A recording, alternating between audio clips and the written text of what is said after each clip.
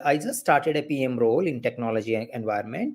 So I do not have technology background. Is PMP right for me, or I need to take some gap before we do that? See, the good number of our clients are coming from non-technology background.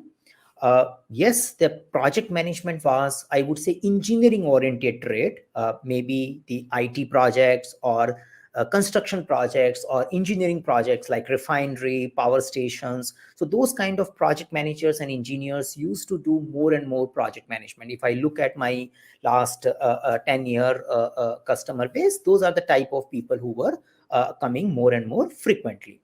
But now, if I observe from last 2-3 months, we do get people who are doing change management, the people who are working in a social sector, and people who are working in a event and marketing sector in the project mode. They all also joining and getting certified. I'm not just talking about joining, getting certified and finishing their PMP certification.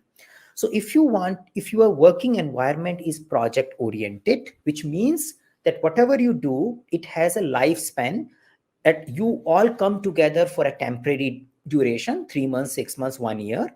And in that particular duration, you have a goal given and all of you work towards that goal. This is not something which keep repeating. It is something unique. So you need to do a unique kind of a planning, which is not something coming from your traditional plan.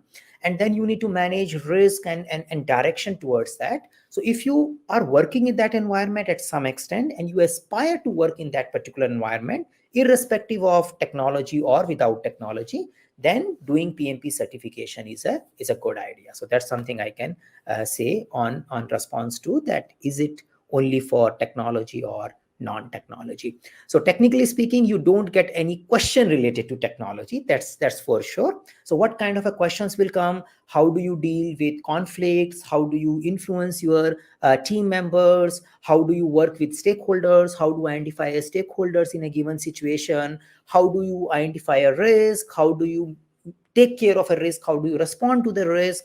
So this is like, how do you do an estimation, costing?